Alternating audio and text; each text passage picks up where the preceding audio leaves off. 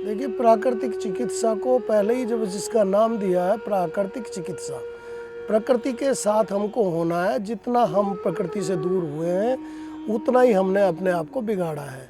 तो जैसे 5 तत्वों के द्वारा हम लोग इसमें पालन करते हैं, क्योंकि जिससे हमारा शरीर बना 5 तत्वों से, आकाश है, अग्नि है, आपका वायु है, जल है, तो इन सब से पृथ्वी है, इन्हीं के द्वारा हम लोग इसमें प्रयास करते हैं। मिट्टी पट्टी का तैयारी करते हैं, जल के द्वारा आपका शोधन कराते हैं।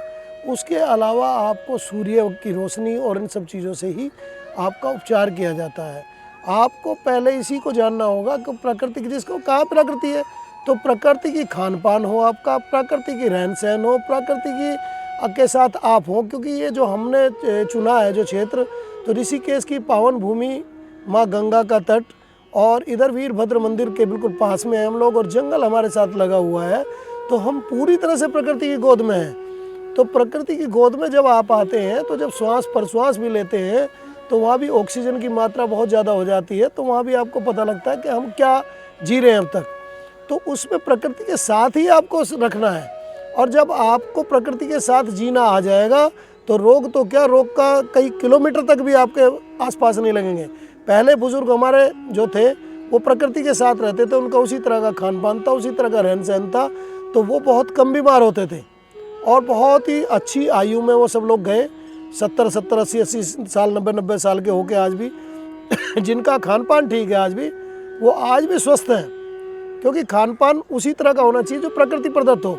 आज की डेट में हम कुकर में सीटी लगा रहे हैं, तो कुकर में सीटी क्या, दाल भी उबल रही है तो उसमें से वो निकलता ही नहीं, तो वो जहर पहले निकाल लिया करते थे, जो वाइट आता तो एसिड का कारण बनता है।